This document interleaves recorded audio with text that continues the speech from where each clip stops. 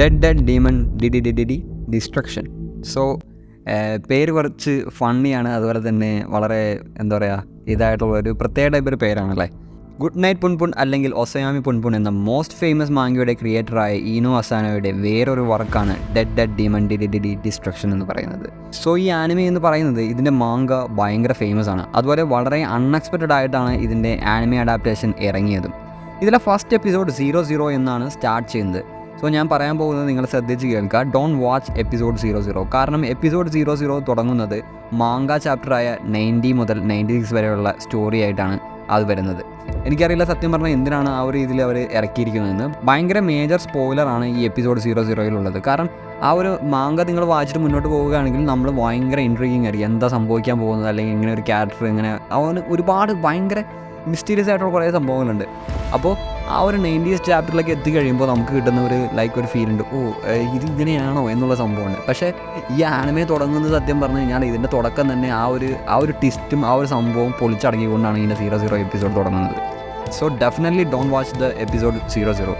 So നിങ്ങൾ നേരെ പോയിട്ട് എപ്പിസോഡ് 1 മുതൽ സ്റ്റാർട്ട് ചെയ്തു.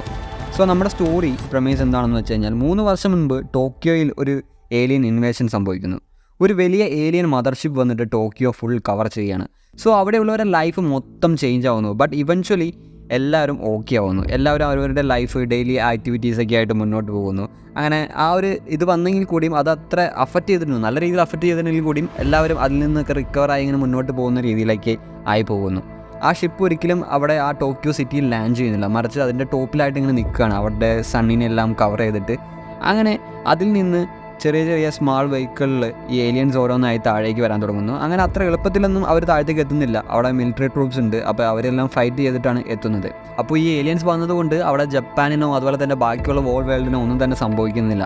ബട്ട് ഈ ഒരു ഏരിയ, ഈ ടോക്കിയോ എന്ന് പറയുന്ന ഏരിയ വളരെയധികം എഫക്റ്റഡ് ആണ്. അപ്പോൾ ഇങ്ങനത്തെ ഒരു സ്റ്റോറി നമ്മുടെ ഇതിനകത്ത് സ്റ്റാർട്ട് ചെയ്യുന്നത് 2 ഫ്രണ്ട്സിൻ്റെ പെർസ്പെക്റ്റീവിൽ നിന്നാണ്, കഡോഡെ ആൻഡ് ഓറാൻ.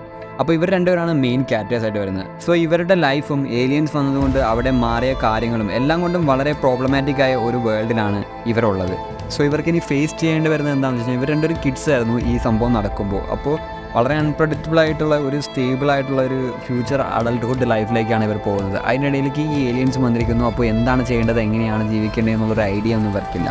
സോ ഇതൊന്നുമല്ല ഇതിൻ്റെ ശരിക്കുമുള്ള കഥ എന്ന് പറയുന്നത്. It is much more than that. Story wise വളരെ മികച്ച ഒരു മാങ്കയാണ് ഇതിനുള്ളത്. അതുപോലെ തന്നെ ആനിമയും ഏകദേശം അതുപോലെ തന്നെ മുന്നോട്ട് പോകുന്നു.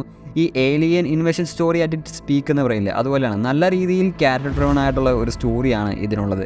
കിടലം ക്യാരക്ടർ ഡെവലപ്മെൻറ്റ് എല്ലാം, അതുപോലെ തന്നെ ഓരോ ക്യാരക്ടേഴ്സിനും അവർക്ക് ആവശ്യമായ രീതിയിലുള്ള നല്ല ക്യാരക്ടർ ഡെവലപ്മെൻറ്റ് ഇതിനകത്ത് കൊടുത്തിട്ടുണ്ട്. സോ ഇത് ഡെഫിനറ്റ്ലി ഒരു വർത്ത് വാച്ചിങ് ആയിട്ടുള്ള ആനിമയാണ് ഡെഡ് ഡീമൺ ഡി ഡിസ്ട്രക്ഷൻ എന്ന് പറയുന്നത്.